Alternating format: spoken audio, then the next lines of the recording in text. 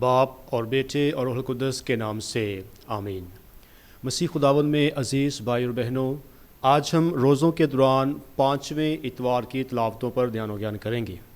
آج کی تلاوتوں کا محور مرکز ہے خدا کی لازوال محبت، رحم اور اس کی معافی، جبکہ آج کا موضوع ہے یسوع مسیح کی عدالت، رحم اور انصاف کے ساتھ۔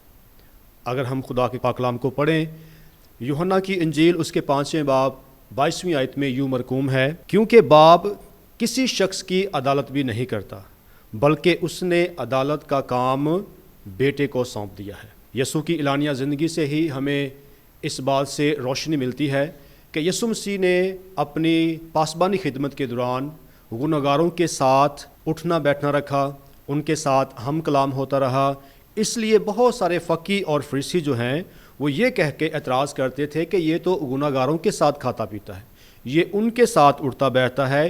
اس لیے یسوع مسیح نے انجیل منورہ میں بڑی خوبصورتی کے ساتھ فرمایا کہ تندرستوں کو نہیں بلکہ بیماروں کو طبیب کی ضرورت ہوتی ہے، میں راست کاروں کے لیے نہیں بلکہ گنہگاروں کے لیے آیا ہوں۔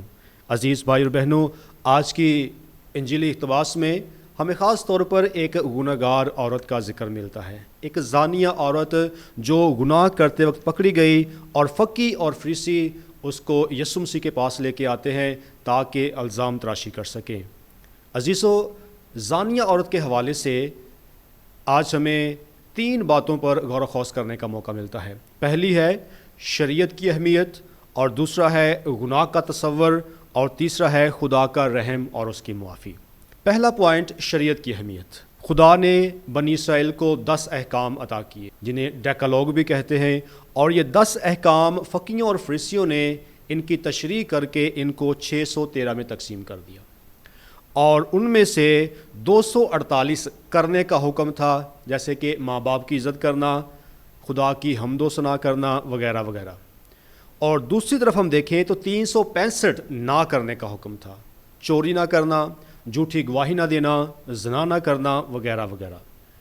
گناہ کا تصور جو ہے یہ شریعت میں پایا جاتا ہے، اس لیے شریعت دینے کا خاص مقصد یہ تھا کہ انسان، خاص طور پر بنی اسرائیل جو ہیں، روحانی، ایمانی اور معاشرتی طور پر نشو و نما کر سکے، دوسری قوموں سے علیحدہ جانے جا سکے کہ خدا نے ان کو چن لیا ہے، اور خدا کے ساتھ اس عہد میں، رشتے میں قائم اور دائم رہ سکیں اور خدا کی تابعداری کر سکیں۔ اس لیے شریعت میں ہی ہمیں گناہ اور اس کی سزا کا ذکر بھی ملتا ہے۔ اگر ہم خدا کے کلام کا مطالعہ کریں تو گناہ کے بارے میں ہم جانتے ہیں۔ دوسرا پوائنٹ گناہ ہے اور اس کی سزا ہے۔ جان بوجھ کر گناہ کرنا، جان بوجھ کر ایسا عمل کرنا جس کے لیے خدا نے منع کیا گیا ہے، وہ گناہ کہلاتا ہے۔ اس لیے گناہ کی 2 اقسام ہیں۔ پہلا ہے ایکسیڈنٹل سن، یعنی کہ ایسا گناہ جو انسان نہ چاہتے ہوئے بھی کر جاتا ہے، اور دوسرا ہے ڈیلیبریٹ سن، یعنی کہ یہ جانتے ہوئے کہ خدا نے ہمیں منع کیا ہے اور منع کیے ہوئے راستے کو اختیار کرنا اور عمل کو کرنا، یہ گناہ آتا ہے۔ مثال کے طور پہ خدا نے آدم اور حوا سے یہ کہا کہ اس درخت کا پھل نہیں کھانا، ان کو پہلے ہی باور کروا دیا گیا تھا، بتایا گیا تھا کہ اس درخت کا پھل نہیں کھانا، اور جانتے ہوئے انہوں نے اس درخت کا پھل کھا لیا، جسے ڈیلیبریٹ سن کہتے ہیں، نافرمانی کا گناہ۔ اس لیے عزیزو، اگر ہم عبرانی اور یونانی میں دیکھیں تو گناہ کا مطلب ہے کہ مس دا مارک، صحیح راستے سے ہٹ جانا، ٹارگٹ کو مس کر دینا یا ہدف سے ہٹ جانا۔ تو آدم اور حوا نے کیا کیا؟ وہ ٹارگٹ سے ہٹ گئے تھے، صحیح راستے سے بھٹک چکے تھے، اور خدا کے بتائے ہوئے راستے کو نہ اختیار کر کے، نافرمانی کر کے اس درخت کا پھل کھاتے ہیں اور گناہ کرتے ہیں۔ یہ ہے وہ گناہ جو خدا ہمیں منع کرتا ہے کہ یہ نہیں کرنا، لیکن پھر بھی انسان وہ گناہ کرتا ہے۔ اس لیے گناہ کی جو سزا ہے خدا کے کلام کے مطابق وہ کیا ہے؟ اگر ہم احبار اس کا 20 باب 10 آیت کو دیکھیں، اور اس کے بعد تثنیہ شرح 22 باب 22 آیت میں گناہ کے بارے میں لکھا ہے کہ اگر کوئی مرد اپنے ہمسائے کی بیوی کے ساتھ یا کسی عورت کے ساتھ زنا کرتا ہے تو اس کی سزا یہ ہے کہ دونوں کو سنگسار کیا جائے اور دونوں کو مار دیا جائے۔ اس لیے عزیزو، پرانے ڈرامے میں، شریعت میں یہ گناہ کا تصور ہے کہ جو انسان گناہ کرتا ہے وہ قتل کے لائق ہے، سنگسار کرنے کے لائق ہے، لیکن یسوع مسیح نئے نامے میں ہمیں خاص طور پر یہ سکھاتے ہیں کہ گناہ اگر انسان کر بھی لیتا ہے تو اس کی معافی بھی ہمیں ملتی ہے۔ اگر ہم دیکھیں مقدس پولس رسول کا خط رومیو کے نام اس کا 6 باب 23 آیت میں یوں مرقوم ہے، کیونکہ گناہ کی مزدوری موت ہے، مگر خدا کی نعمت ہمارے خداوند یسوع مسیح میں ہمیشہ کی اور دائمی حیات ہے۔ عزیزو، اگر ہم دیکھیں خداوند خدا خود فرماتا ہے ارمیا نبی کے صحیفے اس کے 31 باب اور 34 آیت میں، کیونکہ میں ان کی ناراستیوں پر رحم کروں گا اور ان کے گناہوں کو پھر کبھی یاد نہ کروں گا۔ لہذا جب بھی یسوع مسیح نے کسی کے گناہوں کو معاف کیا تو اس نے کہا کہ جا تیرے گناہ معاف ہوئے، پھر سے گناہ نہ کرنا۔ آج کی انجیل اقتباس میں بھی خداوند یسوع مسیح نے اس گناہ گار عورت سے کہا کہ جا، میں بھی تجھ پہ فتویٰ نہیں لگاتا، پھر سے گناہ نہ کرنا۔ عزیزو، آج کے انجیل اقتباس میں جب گناہ گار عورت کو فقی اور فریسی یسوع مسیح کے پاس لے کے آتے ہیں تو اس کی بیک گراؤنڈ کو سمجھتے ہیں، اس کا پس منظر دیکھتے ہیں کیا ہے۔ خیموں کی عید کا موقع ہے اور یسوع مسیح ہیکل میں جا کے تعلیم دیتے ہیں، اور ہیکل کے اندر 2 طرح کے حصے ہیں، ایک ہے انر کورٹ اور ایک ہے آؤٹر کورٹ۔ انر کورٹ جسے پاک ترین مقام کہتے ہیں کہ وہاں پر صرف اور صرف کاہن اعظم ہی جا سکتا ہے قربانی کے لیے، اور اس کے بعد آؤٹر کورٹ جو کہ باہر والا حصہ ہے جہاں پر کوئی بھی آ جا سکتا ہے دعا کے لیے، قربانی کے لیے اور حمد و ثنا کے لیے۔ اور آؤٹر کورٹ میں وہ گناہ گار عورت کو پکڑ کے لے کے آتے ہیں۔ اب وہاں پر دیکھیں یسوع مسیح جب تعلیم دیتا ہے تو 8ویں باب میں ہمیں زانیہ عورت کا ذکر ملتا ہے، لیکن اس کی بیک گراؤنڈ اور اس کی جو بنیاد ہے وہ 7ویں باب میں ملتی ہے، یوحنا کی انجیل 7 باب۔ وہاں پر کیا ہے کہ یسوع مسیح جب ہیکل میں جاتے ہیں تو وہاں پر کاہن جو ہے عید کے موقع پر پاک الطار کے اوپر سلوام کے تالاب سے پانی لے کر ڈالتے ہیں، اور جب وہ پانی پاک الطار سے نیچے گرتا ہے اور وہ پانی اس بات کی علامت سمجھی جاتا ہے کہ خدا کے رحم کی بارش، خدا کی لازوال محبت اور اس کا رحم ہے۔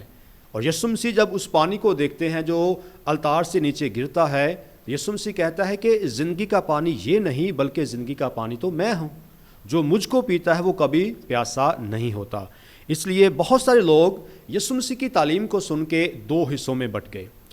پہلے وہ تھے جو یسوع مسیح پر ایمان لے کے آئے، اور دوسرے وہ تھے جو یسوع کے خلاف تھے اور اسے قتل کرنا چاہتے ہیں۔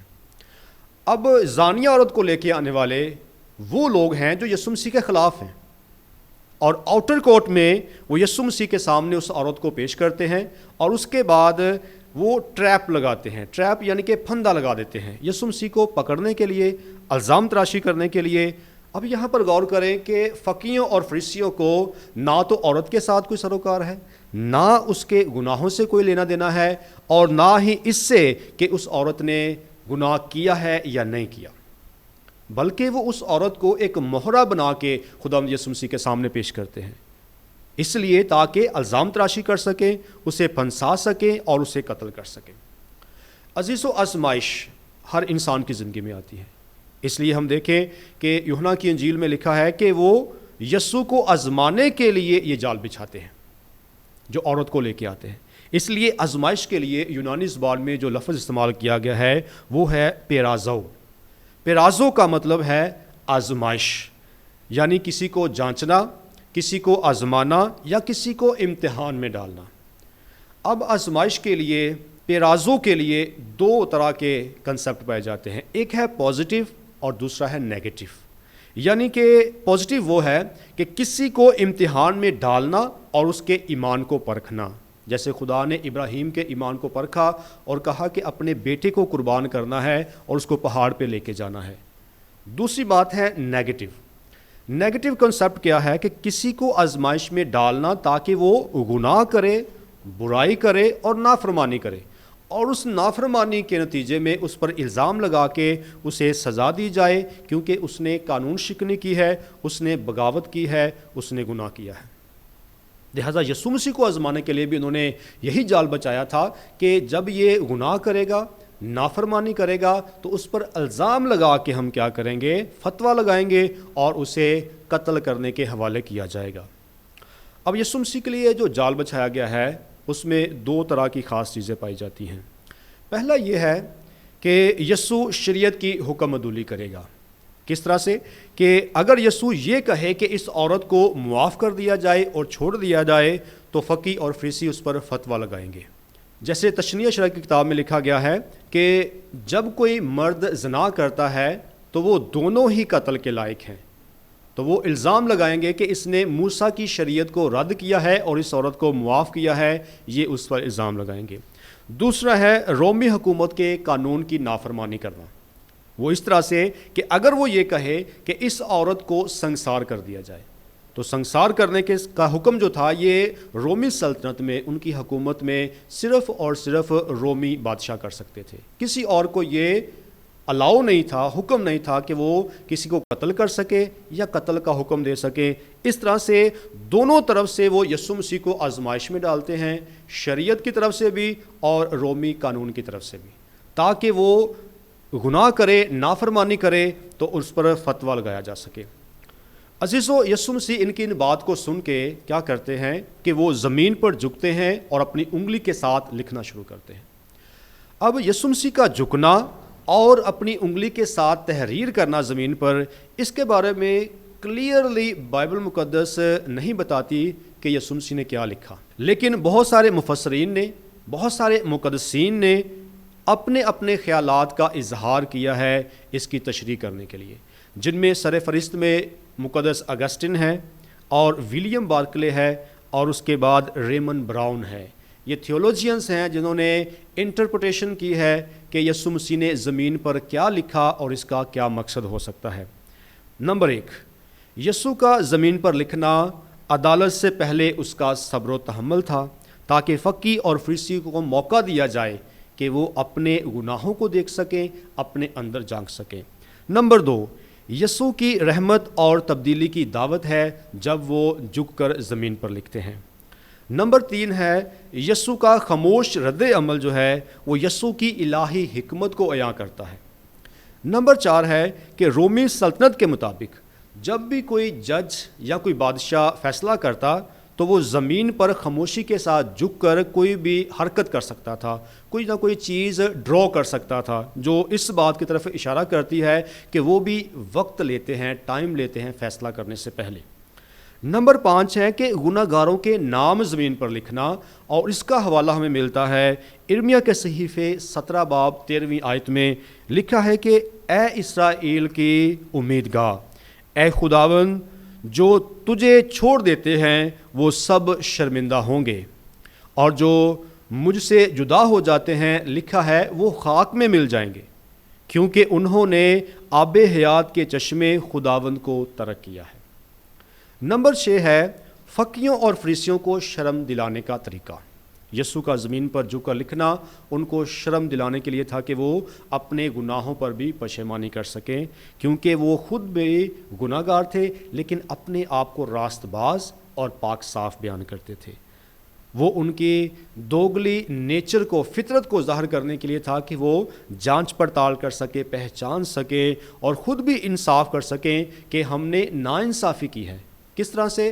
کہ اگر مرد اور عورت گناہ کرتے وقت پکڑے گئے ہیں تو صرف عورت کو ہی نہیں پیش کرنا بلکہ اس مرد کو بھی، دونوں کو عدالت میں پیش کرنا ہے تاکہ دونوں کو سزا دی جا سکے۔ عزیزو، آج ہم غور کریں جو 7ویں بات ہے وہ یہ ہے کہ authority of Jesus as a law giver. یسوع مسیح کامل خدا اور کامل انسان، اور کامل خدا ہوتے ہوئے خدا نے خود 10 احکام شریعت بنی اسرائیل کو عطا کی، جیسے ہم پڑھتے ہیں تثنیہ شرح کی کتاب اس کے 9 باب 10ویں آیت میں، تب خداوند کی انگلی سے لکھی ہوئی پتھر کی وہ لوحیں مجھے دیں، اور ان پر وہ سب باتیں لکھی ہوئی تھیں جو خداوند نے پہاڑ پر آگ کے درمیان سے مجمع کے دن مجھے فرمائی۔ عزیزو، یسوع مسیح کامل خدا ہوتے ہوئے شریعت بھی خود عطا کرتا ہے، اور اس کے بعد آج زمین پر یسوع مسیح کا لکھنا، تحریر کرنا اس بات کی طرف اشارہ کرتا ہے کہ یسوع مسیح کے پاس پورا اختیار ہے عدالت کرنے کا بھی اور شریعت دینے کا بھی اور معاف کرنے کا بھی۔ اس کے بعد غور کریں انسانی فطرت جو ہے، جیسے فقیوں فریسیوں نے کیا کیا ہے کہ گنہگار عورت کو اٹھایا ہے اور یسوع مسیح کی عدالت میں لے کے آئے ہیں۔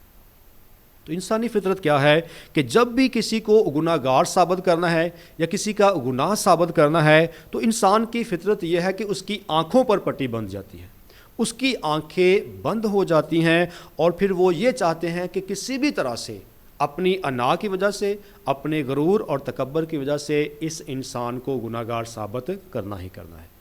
پھر وہ یہ نہیں دیکھیں گے کہ یہ ہیکل میں ہے، پھر وہ یہ نہیں محسوس کریں گے کہ وہ محفل میں ہے، پھر وہ یہ محسوس نہیں کریں گے عبادت ہو رہی ہے، پرستش ہو رہی ہے یا تعلیم دی جا رہی ہے، بلکہ انہوں نے اپنے موقف کو بیان کرنا ہے اور کسی بھی انسان کو گناہ گار ثابت کرنا ہے۔ اب عورت کو یسوع مسیح کی عدالت میں لے کے آئے ہیں، تو وہاں پر کیا ہے کہ عدالت کا سارا اختیار یسوع مسیح کے پاس ہے، جیسے ہم نے پڑھا یوحنا 5:22 میں، کیونکہ باپ کسی شخص کی عدالت بھی نہیں کرتا ہے بلکہ اس نے عدالت کا سارا کام جو ہے بیٹے کو سونپ دیا ہے، اور یسوع مسیح خود فرماتا ہے کہ آسمان اور زمین کا کل اختیار مجھے دیا گیا ہے۔ لہٰذا بیٹے کی عدالت کھل چکی ہے اور عورت کو یسوع مسیح کے سامنے کھڑا کر دیا گیا ہے، اور وہ اب آؤٹر کورٹ میں ہے، اس جگہ میں ہے جہاں پر لوگ جا سکتے ہیں۔ وہ عورت کو لوگوں کے درمیان میں لا کے کھڑا کرتے ہیں جہاں پر یسوع مسیح موجود ہے۔ اب وہ یہ سوچتے ہیں کہ اب یہ فیصلہ کیا کرے گا، کیونکہ انہوں نے جو جال بچھایا ہے شریعت کا اور قانونی سلطنت کا، کیونکہ انہوں نے جو جال بچھایا ہے موسیٰ کی شریعت کا اور رومی شریعت کا، قانون کا، اس سے یہ کیسے بچ سکتا ہے؟ کیونکہ وہ یہ سوچتے ہیں کہ یا تو اب یہ رحم کرے گا یا پھر یہ انصاف کرے گا۔ رحم کرے گا تو شریعت کی حکم عدولی کرے گا، جیسے لکھا ہے کہ دونوں ہی سنسار کیے جائیں، تو یہاں پر وہ رحم نہیں کر سکتا ہے۔ اگر انصاف کرے گا تو قتل کیا جائے گا، کیونکہ رومی سلطنت کی بغاوت کرنے والے انسان کو جو ہے وہ قتل کیا جا سکتا ہے، سزا دی جا سکتی ہے۔ لہٰذا ان کی سوچ کیا ہے؟ غور کریں کہ ان کی سوچ ہے کہ آج تو قاضی کو بھی کٹہرے میں کھڑا ہونا پڑے گا، دوسروں کا فیصلہ کرنے والا خود بھی فیصلے کی ضد میں آئے گا، آج عدالت کا چراغ آندھی سے محفوظ نہیں ہوگا۔ لیکن یسوع مسیح آج فرماتے ہیں کہ بیٹے کی عدالت لگ چکی ہے، جہاں انصاف بھی کیا جائے گا اور جہاں پر معاف بھی کیا جائے گا۔ انسانی عدالت میں انسان ایک وقت میں ایک ہی کام کر سکتا ہے۔ اگر کسی کو سزا دینی ہے تو رحم نہیں کیا جا سکتا ہے، اگر رحم کرنا ہے تو پھر سزا نہیں دی جا سکتی ہے۔ عدل ہو سکتا ہے لیکن رحم نہیں ہو سکتا ہے۔ لیکن یسوع مسیح آج اپنی عدالت میں یہ واضح طور پر فرماتا ہے کہ آج عدل بھی ہوگا، انصاف بھی ہوگا، رحم بھی ہوگا اور معافی بھی ہوگی۔ فتویٰ بھی نہیں لگایا جائے گا اور سنسار بھی نہیں کیا جائے گا، سزا بھی نہیں دی جائے گی اور قتل بھی نہیں کیا جائے گا، بلکہ عدل کا تقاضا پورا کیا جائے گا۔ سانپ بھی مر جائے گا اور لاٹھی بھی نہیں ٹوٹے گی۔ یسوع مسیح اپنی الہی حکمت کا مظاہرہ کرتے ہوئے موسیٰ کی شریعت کو پامال کیے بنا اور رومی قانون کی حکم عدولی کیے بغیر آج فیصلہ کرتا ہے۔ اور وہ فیصلہ کیا ہے؟ یسوع مسیح نے فرمایا کہ تم میں سے پہلا پتھر سے وہ مارے جس نے گناہ نہیں کیا ہے۔ یہ ایسا فیصلہ ہے جو کہ یسوع مسیح نے بڑی الہی حکمت کے ساتھ کیا ہے، اور یہ فیصلہ سن کے لکھا ہے کہ بزرگوں سے لے کے ایک ایک کر کے سارے چلے گئے۔ عزیزو، بزرگوں سے لے کے کیوں؟ کیونکہ بزرگ شریعت کی نمائندگی کر سکتے ہیں اور وہ جانتے ہیں کہ شریعت میں کیا لکھا ہے، اس لیے سب سے پہلے بزرگوں نے پتھر پھینکے، کیونکہ وہ جانتے تھے کہ ہم بھی گناہ گار ہیں۔ اس لیے وہ پتھر پھینک کے چلے گئے، اور یسوع مسیح نے بڑی عاجزی کے ساتھ، بڑی حلیمی کے ساتھ اس عورت کے وقار کو، عظمت کو بلند کرتے ہوئے کہا کہ بی بی وہ کہاں گئے؟ اور بی بی کہہ کے بلانا، عورت کہہ کے بلانا، خاتون کہہ کے بلانا، یہ یہودی عورت کہہ کے بلانا، بی بی کہہ کے بلانا یا خاتون کہہ کے مخاطب ہونا یہودی کلچر میں یہ بڑی ہی عزت اور احترام کی جگہ تھی۔ اس نے کہا کیا کسی نے تجھ پر فتویٰ نہیں لگایا؟ تو اس عورت نے کہا کہ اے خداوند کسی نے نہیں۔ تو پھر یسوع مسیح نے فرمایا کہ میں بھی تجھ پر فتویٰ نہیں لگاتا، چلی جا اور پھر گناہ نہ کرنا۔ یہاں پر یسوع مسیح نے عدل کا تقاضا پورا کر دیا ہے، رحم بھی کر دیا ہے، معاف بھی کر دیا ہے، اور اس عورت کو ہمیشہ کی زندگی بھی عطا کی ہے۔ یوحنا کی انجیل اس کا 3 باب 17 آیت میں یوں مرقوم ہے کیونکہ خدا نے بیٹے کو دنیا میں اس لیے نہیں بھیجا کہ دنیا پر فتویٰ دے، بلکہ اس لیے کہ دنیا اس کے وسیلے سے نجات پائے۔ عزیزو، یسوع مسیح کا جھکنا، لکھنا اس بات کی طرف اشارہ کرتا ہے کہ جب یسوع مسیح اپنے سر کو جھکاتا ہے تو انسانیت کا سر فخر سے بلند ہو جاتا ہے۔ صلیب پر یسوع مسیح نے اپنے سر کو جھکا کے اپنی جان دی تو پوری انسانیت کے گرے ہوئے معیار کو اس نے بلند کر دیا۔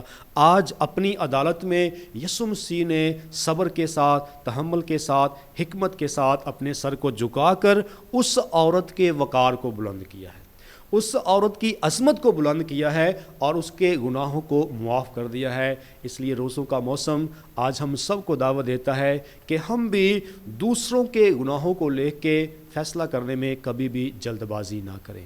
پہلے اپنی طرف غور کریں، اپنے گناہوں پر پشیمانی کریں، توبہ کریں، تبدیلی کریں، تاکہ ہم خدا کے مقبول نظر بن سکیں۔ عزیزو، یسوع مسیح کا آج رحم دکھانا، یسوع مسیح کا آج معاف کرنا اس بات کی علامت ہے کہ وہ رحیم مہربان ہے۔ خدا کے کلام میں یوں مرقوم ہے کہ خداوند خدا جو ہے ہمارے گناہوں کو، ہماری بدیوں کو اور ہماری خطاؤں کو حساب میں نہیں لاتا۔ اگر وہ ان کو حساب میں لائے گا تو کوئی بھی خدا کے سامنے کھڑا نہیں ہو سکتا ہے۔ اس لیے بہت سارے لوگ یہ سوچتے تھے کہ شاید یسوع مسیح نے فقیوں اور فریسیوں کو یا اس عورت کے گناہوں کو زمین پر لکھا ہے، لیکن ایسا ہرگز نہیں ہے۔ وہ کسی کے گناہوں کو لکھ نہیں سکتا ہے۔ اگر وہ لکھنے پہ آئے، اگر وہ کاؤنٹ کرنے پہ آئے، حساب کرنے پہ آئے، تو کوئی بھی انسان اس لائق نہیں کہ اس کے سامنے کھڑا ہو سکے۔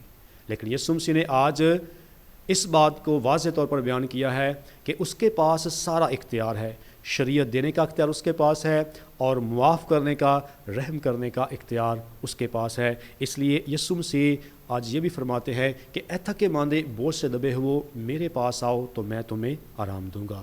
عزیزوں، آئیں دعا کریں کہ خدا ہم سب کو یہ برکت عطا کرے تاکہ ہم دوسروں میں عیب تلاش نہ کریں بلکہ اپنے گناہوں پر پشیمانی کریں، توبہ کریں، تبدیلی لائیں اپنی زندگی میں اور خدا کے مقبول نظر بنیں۔ مسیح خداوند کے وسیلہ سے آمین۔